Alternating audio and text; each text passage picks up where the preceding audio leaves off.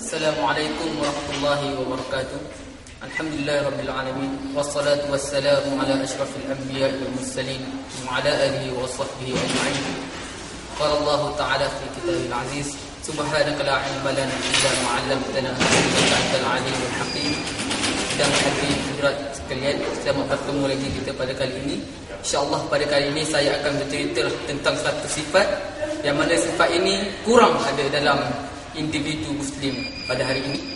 Okey, baiklah saudara-saudara sekalian, sebelum saya memulakan tajuk ini, bahasa ini, saya ingin membawa satu analogi yang cukup simple, cukup mudah, iaitu tentang orang yang tidur. Okey, tentang orang yang tidur. Apabila dia tidur, maka kita tidak menggunakan istilah sedar untuk dia. Maknanya dia tidur, dia tidak menyedari apa yang berlaku di sekelilingnya. Okey, saudara-saudara sekalian, jadi bila orang yang tidur ini perlu disedarkan. Maknanya akal dia, kesedaran dia perlu didanakan supaya dia peka dengan keadaan sekeliling.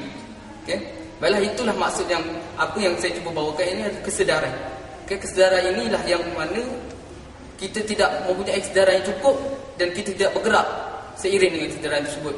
Okey, jadi apabila hal ini berlaku, apa yang umat Islam cuba buat tidak menjadi. Kesedaran itu tak ada. Jadi tak ada momentum untuk memulakan satu pergerakan ataupun satu usaha ke arah kejayaan. Jadi saudara-saudara sekalian, seperti mana yang telah dinyatakan oleh Profesor Qardawi, kita ini bukanlah satu golongan yang tidak punya apa-apa. Contohnya sebagai dalam bidang ekonomi, bahkan kita punya pelbagai sumber, tetapi kita tidak berjaya dan kita telah gagal untuk menggunakan sumber-sumber ini dengan optimum. Baiklah, sampai sini dulu buat masa ini. Kita berjumpa lagi selepas ini. Jangan kemana-mana.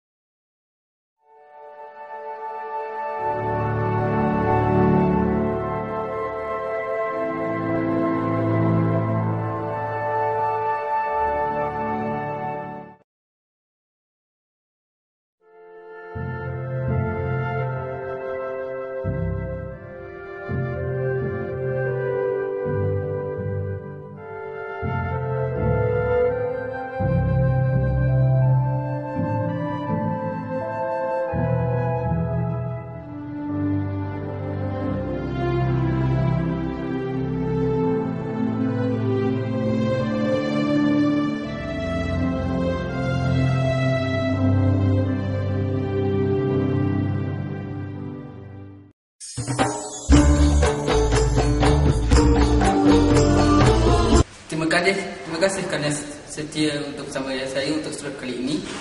Jadi kita akan teruskan selepas saya telah mencerita panjang mengenai kesedaran pada sebelum kita berehat kita tadi. Jadi apakah kesedaran yang kita perlukan? Apakah yang perlu kita sedarkan? Jadi yang pertama, kita perlu sedar bahawa kita ini adalah hamba Allah. Okey, yang mana pada dunia globalisasi sekarang ini, ramai manusia, terutamanya umat Islam, lupa bahawa mereka adalah hamba Allah. Dan yang kedua, kita perlu sedar bahawa kita ini adalah umat Islam. Bila kita sebut pasal umat Islam, maka kita mempunyai satu undang-undang yang perlu ditegakkan, ada satu perjuangan yang perlu diteruskan, perjuangan Nabi Muhammad SAW. Dan seterusnya, yang ketiga, kita perlu sedar bahawa kita ini adalah seorang pelajar. Okay? Golongan remaja yang sepatutnya menggunakan masa untuk belajar dan bukannya hanya menggunakan masa bak kata patah mudahnya sekali. Jadi kata-kata ini sepatutnya tidak ada dalam jiwa para remaja kita ini, kerana masa inilah masa keemasan di mana tenaga kita masih kuat, otot-otot kita masih gagah, otak-otak kita masih segar, mata-mata kita masih elok. Jadi pada waktu inilah masanya kita perlu sedar bahawa kita ini mempunyai tugas sebagai seorang pelajar. Dan yang terakhir, kita perlu sedar bahawa kita akan mati.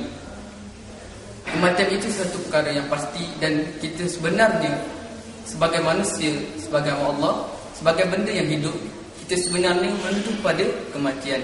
Sebagai contoh analogi yang mudah, seorang pelumba kereta memilih kerjaya untuk pelumba kereta, dan akhirnya dan rupa-rupanya matinya adalah di tar lumba kereta. Begitu juga seorang gusti, ahli gusti, pada mulanya pelajarannya tidak berapa elok, lalu dia memutuskan untuk belajar bergusti dan menyertai pertandingan Gusti, akhirnya mati di gelanggang Gusti. Begitulah kita ni sebenarnya manusia memilih jalan menuju kepada kematiannya. Sebagai konklusinya, saudara-saudari yang dirahmati Allah sekalian, kesedaran itu perlu ada dalam diri ini supaya kita boleh membuat satu, supaya ia boleh menjadi satu kuasa, satu tenaga untuk kita bergerak. Okay? Jika kita sedar kita sebagai seorang Islam, kita akan berjuang untuk menegakkan apa yang disuruh oleh Islam. Jika kita sedar kita adalah seorang pelajar, jadi kita akan berjuang, kita akan berusaha untuk memenuhi misi kita menjadi seorang pelajar yang berjaya di masa hadapan. Okay? Dan jika kita sedar bahawa kita ini adalah seorang hamba Allah, maka kita akan berusaha untuk mentaati segala perintah Allah. Dan begitu jugalah jika kita sedar bahawa kita akan mati, setiap perkara yang kita lakukan, kita akan melakukannya dengan bersungguh-sungguh. Sebab kita akan yakin bahawa mungkin itulah peluang terakhir untuk kita lakukannya, dan mungkin lepas ini kita sudah tiada. Dan akhir sekali saya mengucapkan ribuan terima kasih kepada yang sudi menonton. Semoga apa yang saya katakan, apa yang saya kongsikan untuk surat kali ini diharapkan dapat memberi manfaat kepada jiwa-jiwa yang mendengar. Okay? Diharapkan dapat menyuburkan hati-hati yang telah mati, okay? Menghidupkan kembali otak-otak dan fikiran-fikiran yang telah mati, okay? Dan menimbulkan satu kesedaran dalam hati kita. Alhamdulillah, cukup untuk setakat ini. Wabillahi taufiq wal hidayah. Assalamualaikum warahmatullahi wabarakatuh.